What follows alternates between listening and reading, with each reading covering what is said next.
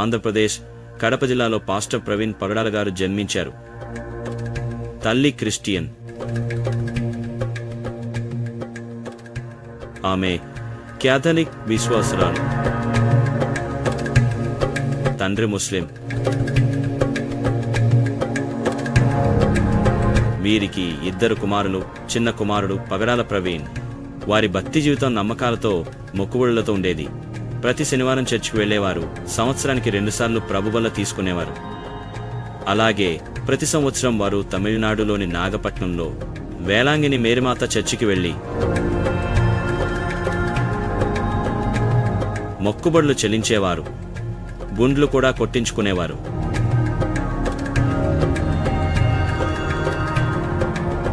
అలాగే ప్రవీణ్ గారి తండ్రి ముస్లిం కాబట్టి అప్పుడప్పుడు మసీదుకు కూడా వెళ్లేవారు. కానీ ఆ విశ్వాసంలో వారు పెరగలేదు. అప్పుడు ప్రవీణ్ గారికి 15 సంవత్సరాలు. అందరూ ఎలా అయితే గొడవలు పడుతూ పక్కదారి పడతారో ప్రవీణ్ గారు కూడా గొడవలు పడడం, కొట్టడం ఇలాంటివి జరిగేవి.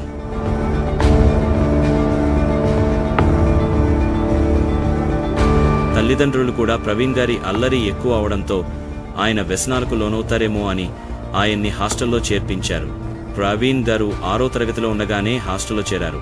హాస్టల్లో చేరిన తర్వాత ఎన్నో ఇబ్బందికరమైన పరిస్థితులు ఎదురయ్యాయి. ఆయనకు ఇంటికి వెళ్లిపోవాలని అనిపించేది.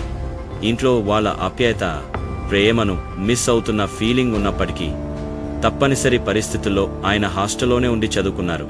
అలా తన విద్యాభ్యాసాన్ని కొనసాగించిన ప్రవీణ్ గారు ఎంతో బాగా చదువుకుని ఆయన ప్రాథమిక విద్యాభ్యాసం పూర్తయిన తర్వాత తిరిగి తన ఊరికి వెళ్తాడు. అప్పుడు అందరిలో నాకంటూ ఒక గుర్తింపు వచ్చింది అని అనుకుంటున్న సమయంలోనే ఒక సంఘటన జరిగింది. ఒకరోజు ప్రవీణ్ గారి స్నేహితుడు తన అన్న మీద గొడవపడి కత్తి విసురుతాడు. అప్పుడు ప్రవీణ్ గారు అలాగే మరో 2 స్నేహితులతో కలిసి కోపంతో అతన్ని బాగా కొడతారు.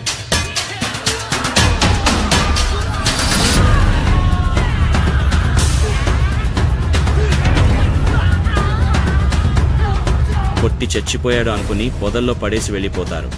కానీ ఆ కుర్రాడు చనిపోలేదు. మరుసటి రోజు ఆ కుర్రాడి తల్లిదండ్రులు ప్రవీణ్ గారిపై పోలీస్ కేసు పెట్టాలని అనుకుంటారు.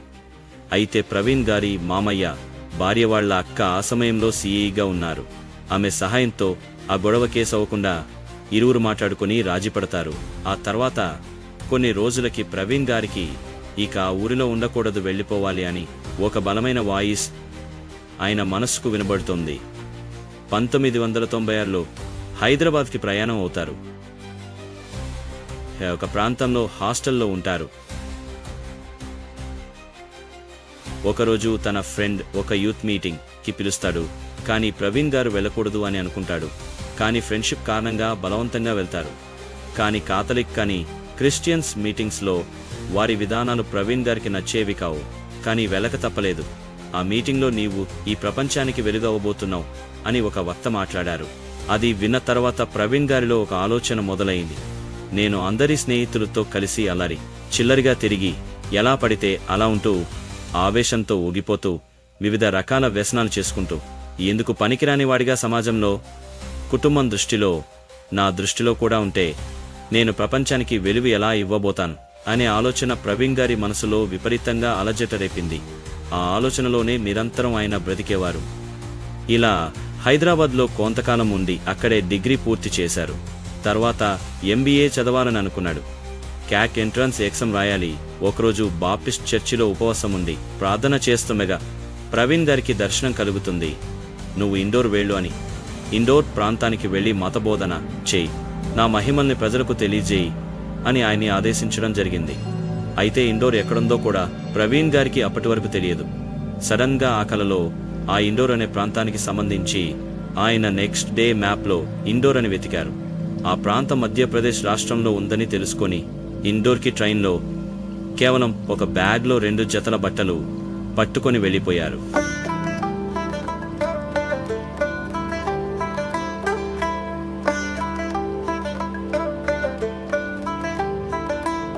వెళ్లిన తర్వాత అక్కడ తెలిసిన వాళ్ళు ఎవరూ లేరు. ఏం చేయాలో తెలియదు. హిందీ కూడా రాదు. అంతో ఏం చేయాలనే ఆలోచనలోనే 2-3 రోజుల పాటు రైల్వే స్టేషన్లోనే ఉండిపోయారు. ఉన్న డబ్బులతో ఏదో ఒకటి కొని తిని రాత్రులు కూడా అక్కడే పడుకున్నారు.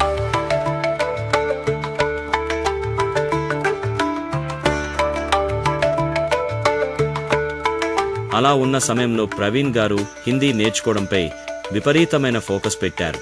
దాని కారణంగా కేవలం నెల రోజుల్లోనే అనర్గళంగా అత్యద్భుతంగా క్రిస్టియానిటీ గురించి హిందీలోనే ప్రసంగించే ఒక నైపుణ్యాన్ని ఆయన సంపాదించగలిగారు.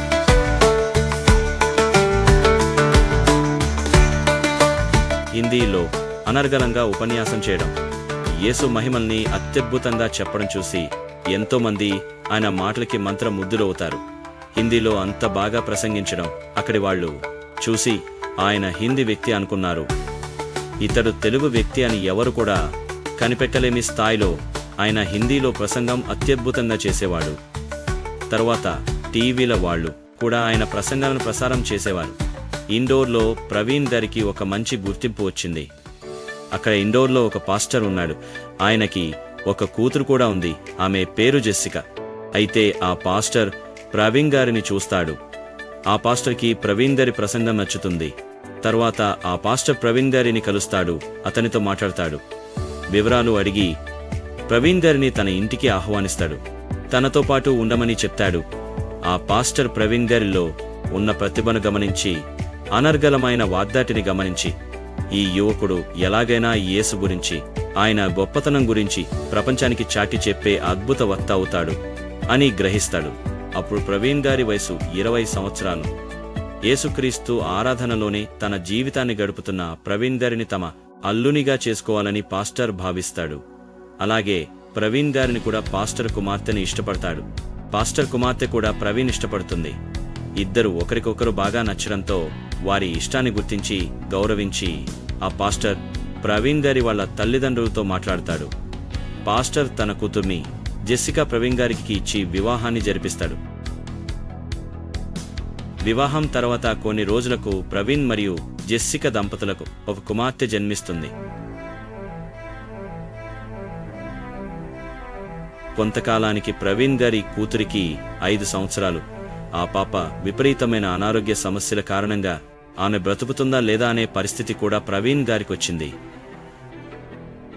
దాంతో ప్రవీణ్ విపరీతమైన వేదనకు గురయ్యారు. దేవుడి సేవలో ఇంతగా తలుస్తున్న నాకు ఈ కష్టాలేంటి, నా కుమార్తెకి ఈ అనారోగ్య సమస్యలు ఏంటి అని ఆ దేవుడితోనే ఆయన తనలో తాను మాట్లాడుతూ దేవునితో గొడవపడిన సందర్భాలు కూడా ఎన్నో ఉన్నాయి.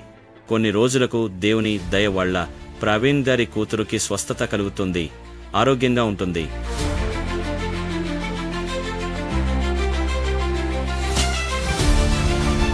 ప్రవీణ్ గారికి కొంతకాలానికి సాఫ్ట్వేర్ రంగంలో ఉద్యోగం కూడా వస్తుంది. ఆయన స్థిరపడడానికి ముందు ఒక మ్యానుఫ్యాక్చరింగ్ యూనిట్లో పనిచేసిన అనుభవం కూడా ఉంది. మార్కెటింగ్ జాబ్ కూడా చేసేవాడు. అప్పటినుంచి తనకు వచ్చిన దాంట్లో కొంత మేర సమాజ సేవకు ఉపయోగించేవారు. అయితే ప్రవీణ్ గారి జీవితం వివాహానికి ముందు, వివాహానికి తర్వాత వేర్వేరుగా చూడవచ్చు. ఎందుకంటే ఆయన తన భార్యను విపరీతంగా ఆరాధిస్తారు. ఆయన చేసే సేవా కార్యక్రమాల్లో, తన వ్యాపార సామ్రాజ్య విస్తరణలో, తన మత ప్రచారాల్లో మత ప్రబోధకుడిగా ఎన్నో ప్రాంతాలకు పర్యటించి యేసు మహిమలను బోధించడంలో వీటన్నింటిలో కూడా ప్రవీణ్ గారి భార్య జెస్సికాది సహాయ సహకారాలు ఎంతో ఉన్నాయి. పైకి కనిపించేది ఆయనే, కానీ బ్యాక్గ్రౌండ్లో చేయాల్సిన వర్క్ అంతా తన భార్య చేస్తుంది. ఆయన గురించి ఎందుకు అంతమంది గొప్పగా మాట్లాడుకుంటున్నారు? దానికి కారణం ఆయన తనకున్న జ్ఞానాన్ని అందరికీ పంచిపెట్టాలనుకోవడమే కాకుండా వ్యాపార సామ్రాజ్య విస్తరణలో భాగంగా ఒక సాఫ్ట్వేర్ కంపెనీని స్థాపించి ఎంతో మందికి ఉపాధి కల్పించాడు. ఉపాధి కల్పించడం అక్కడితో ఆగకుండా మరో 2-3 సాఫ్ట్వేర్ కంపెనీలు స్థాపించి 100 మందికి ఉపాధి కల్పించాడు. ఆ సాఫ్ట్వేర్ కంపెనీల ద్వారా వచ్చిన లాభాలను కేవలం తన స్వార్థానికి మాత్రమే కాకుండా సమాజ సేవ కోసం ఉపయోగించాడు. ప్రవీణ్ గారు పేదల కోసం, బడుగు బలహీన వర్గాల కోసం, వితంతువుల కోసం, అనాథల కోసం, ఆర్థికంగా వెనుకబడిన వారి కోసం, రోగగ్రస్తుల కోసం ఎన్నో సేవా కార్యక్రమాలు చేశారు. ఆయన మారుమూల ప్రాంతాలకు వెళ్లి అక్కడ వైద్య సదుపాయాలు, విద్యా సదుపాయాలు అందించేందుకు కృషి చేశాడు. ఆయన అనాథల కోసం అనాథాశ్రమాలు, వృద్ధుల కోసం వృద్ధాశ్రమాలు కట్టించి వారి సేవలో నిమగ్నమయ్యారు.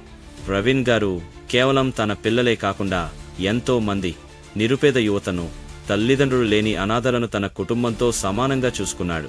ఆయన వారికి చదువు ఇప్పించి ఉద్యోగాల్లో స్థిరపడేలా చేసి వారి పిల్లలతో కూడా ఎంతో ఆప్యాయంగా ఉండే గొప్ప వ్యక్తిత్వం కలిగిన వ్యక్తిగా మారాడు. ప్రతి మగవాడి విజయం వెనుక ఒక స్త్రీ ఉంటుందన్న మాటను నిజం చేస్తూ ప్రవీణ్ గారు ప్రతి విజయంలో కూడా ఆయన భార్య జెస్సిక భాగమై ఉండేది.